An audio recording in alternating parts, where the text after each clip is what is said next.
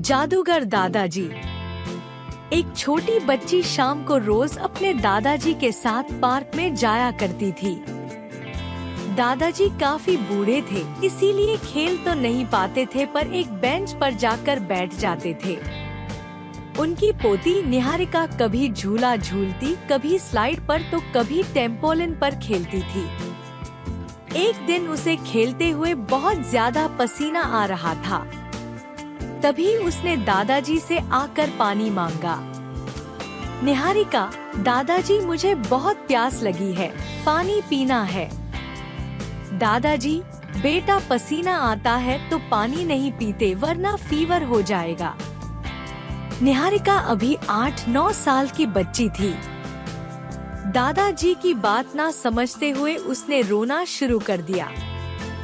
दादाजी, अच्छा चुप करो, लो पियो पानी, जो होगा देखा जाएगा। निहारिका ने पानी पिया। जब निहारिका घर पहुंची तो वही हुआ जिसका दादाजी को डर था।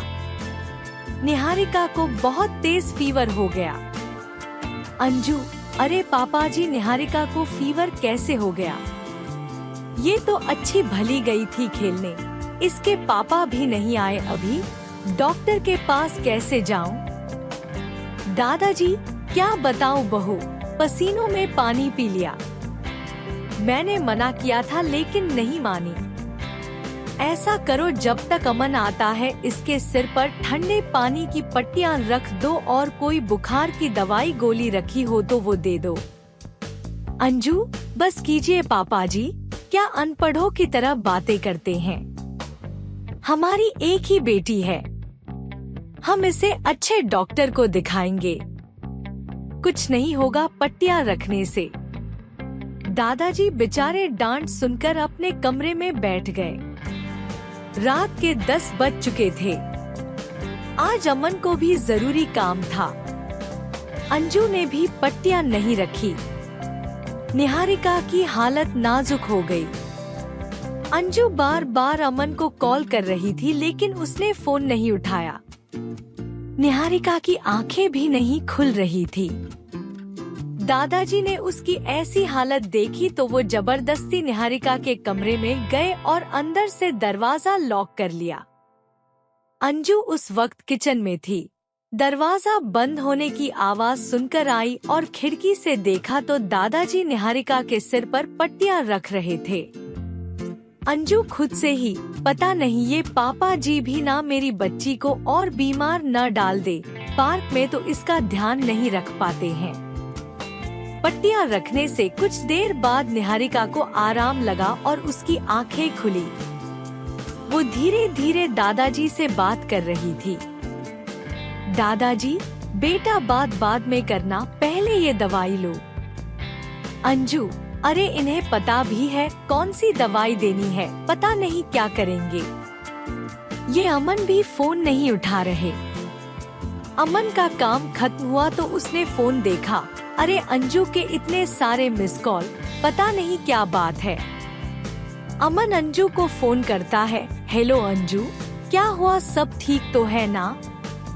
अंजू, क्या ठीक है, निहारिका की हालत गंभीर है, उसे फीवर आया है और पापा जी अपनी डॉक्टरी दिखा रहे हैं। अमन, तुमने उन्हें रोका नहीं? अंजू, वो सुनते कब है किसी की, जल्दी से डॉक्टर को लेकर आओ। अमन, ठीक है, तुम चिंता मत करो। अमन जल्दी ही गाड़ी लेकर अपने फैमिली डॉक्टर के पास पहुंचा। अमन, डॉक्टर, मेरी बच्ची की हालत गंभीर है, प्लीज आप एक्स्ट्रा चार्ज कर लीजिएगा, लेकिन इसी वक्त मेरे साथ घर चलिए। डॉक्टर और अमन घर पहुंचते हैं तो देखते हैं कि निहारिका लगभग ठीक थी और दादाजी की गोद में बैठकर कहानियां सुन रही थी। डॉक्टर ने निहारिका का चेकअप किया। डॉक्टर, बुखार काफी हल्का हो गया है, लेकिन फिर भी दवाइयां दे देता हूँ, समय पर दे देना।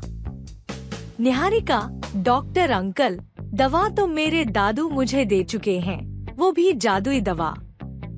डॉक्टर, अच्छा क्या दिया आपने बच्चे को?